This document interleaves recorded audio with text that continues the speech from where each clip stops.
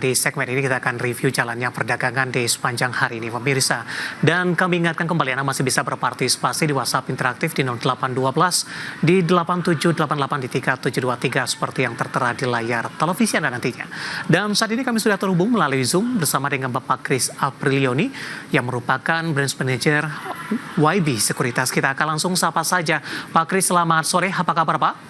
Ya, sore Mas David, baik. Terima kasih Pak Chris sudah meluangkan waktu di IDI Channel. Pak Chris, hari ini indeks harga saham gabungan berbalik arah melemah Pak. Tadi sempat ke 6.500-an. Saat ini pelemahan sudah mulai terbatas kembali dan sudah kembali ke level 6.600-an. Pelemahan terjadi setelah hari ini dan beberapa hari perdagangan terakhir indeks harga saham gabungan sudah mengalami penguatan signifikan. Bahkan hari ini tinggal beberapa poin lagi untuk menyentuh ke atas level 6.700-an. Profit taking kah terjadi untuk indeks harga saham gabungan? Pak Chris, analisis Anda? Ya, kalau diperhatikan secara teknikal hari ini memang awal terlihat adanya pergerakan naik yang cukup signifikan, lalu di akhir sesi kita lihat IHSG mulai tertekan ya. Memang kalau diperhatikan IHSG sudah naik sebanyak 12% kurang lebih semenjak bottoming kemarin di 5.800. Ya, indikasinya kemarin karena ada gap yang naiknya cukup signifikan ya. IHSG kemarin naik 1,47, hari ini koreksi 0,47, jadi ya wajar ya karena IHSG juga sudah mulai menembus area yang cukup enak di atas 6.500-nya. Baik, bagaimana Anda melihat penguatan yang terjadi dalam beberapa waktu terakhir ini Pak Chris? Kalau kita bandingkan dengan pelemahan yang terjadi beberapa minggu lalu ketika terjadi trading halt, indeks harga saham gabungan sempat melemah di 9%. Penguatan yang terjadi dalam beberapa hari terakhir sudah menutupi kerugian yang sudah dicatatkan sebelumnya tidak Pak? Ya, kalau kita mengacu pada semenjak terjadinya trading halt, iya ya, karena trading halt itu terjadi ketika IHSG di area 6.400-an, sekarang sudah di 6.600. Jadi memang dari sentimen globalnya juga kita melihat sudah mulai cukup mereda ya antara perang tarifnya. Jadi ya pergerakan IHSG pun akan cenderung lebih menarik nih dalam jangka waktu ke depan. Untuk jangka pendek Pak Chris, esok untuk perdagangan jelang libur akhir pekan, kemana arah indeks harga saham gabungan, potensi pelemahan masih akan terus berlanjut? Ya, karena IHSG ada gap di area 6536 ya, dan hari ini closing juga tidak membuat higher high daripada hari kemarin. Jadi ini ada kemungkinan terbentuk exhaust gap, di mana exhaust gap itu secara teoretikal mungkin akan menutup area kekosongan gap yang kemarin dibikin. Jadi mungkin sampai besok Jumat ya, hari perdagangan terakhir di akhir pekan, mungkin akan ada koreksi sampai 6536. Baik Pak Chris, di tengah meredanya sentimen global, terutama terkait juga dengan perang dagang, tapi kan kita tidak bisa memprediksi karena perubahan sangat cepat terjadi, perubahan sangat cepat juga untuk sikap yang diambil oleh Presiden Amerika Serikat Donald Trump. Apa yang harus diwaspadai oleh para investor, terutama untuk menghadapi perdagangan, paling tidak untuk sepekan ke depan?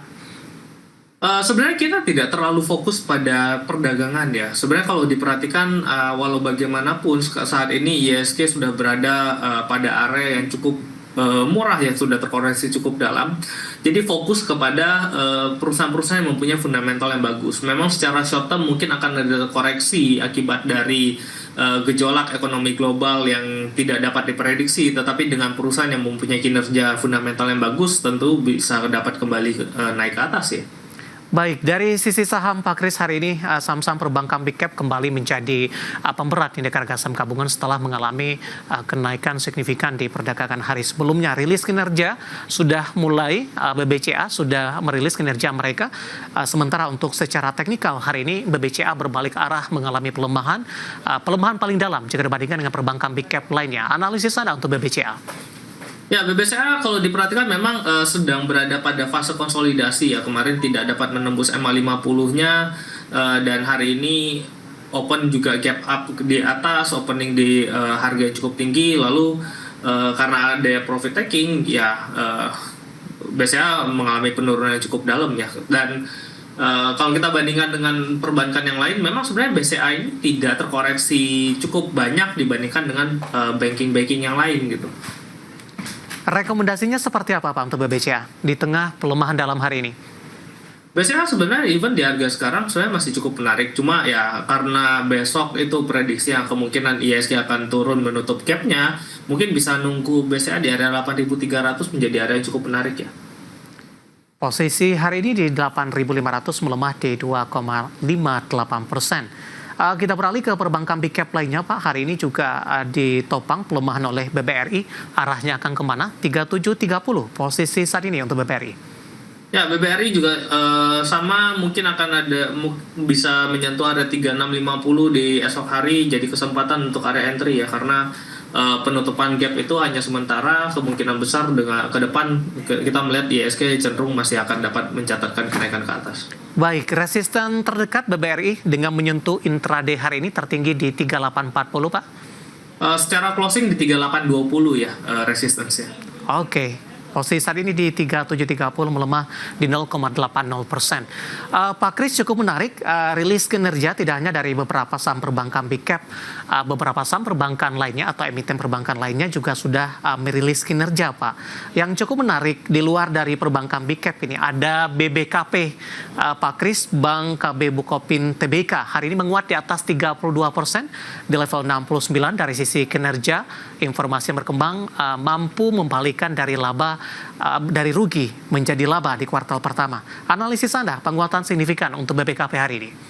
Ya, BBKP sebenarnya perusahaan yang memang ditunggu ya dari zaman semenjak Kopmin mengakuisisi BBKP. Kita selalu melihat ini kapan sebagai pembalikan arah di mana mereka harus membenarkan perusahaan yang waktu itu banyak kredit macetnya, lalu harus di restruktur, lalu harus dihilangkan kredit macetnya sehingga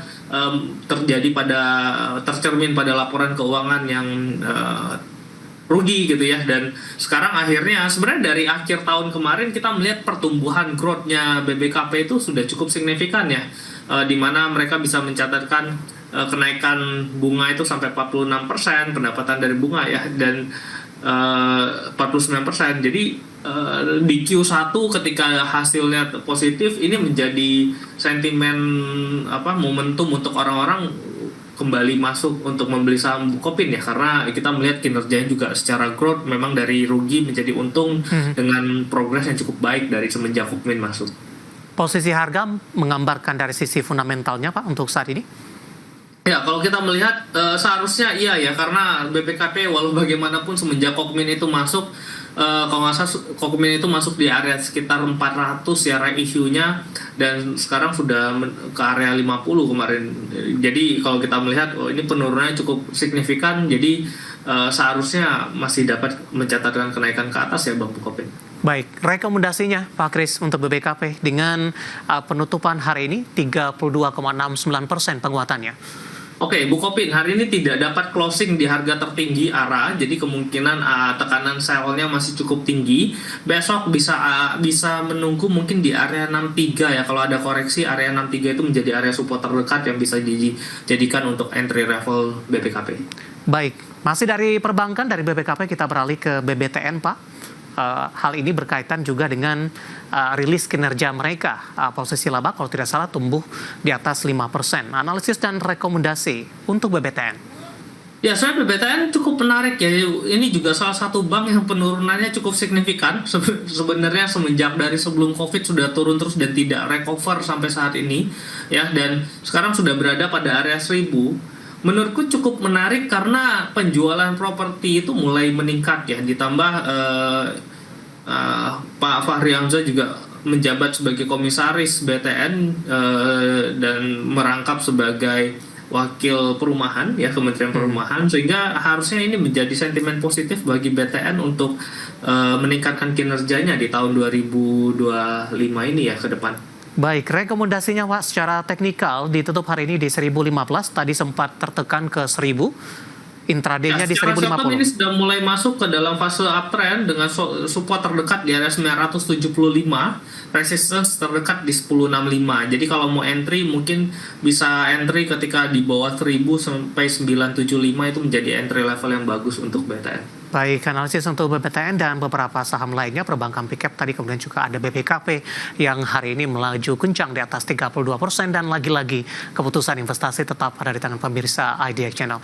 Pak Kris, kita akan jeda kembali terlebih dahulu, nanti kita akan coba lihat saham-saham pilihan apa saja yang Anda rekomendasikan dan pemirsa kami akan segera kembali sesaat lagi.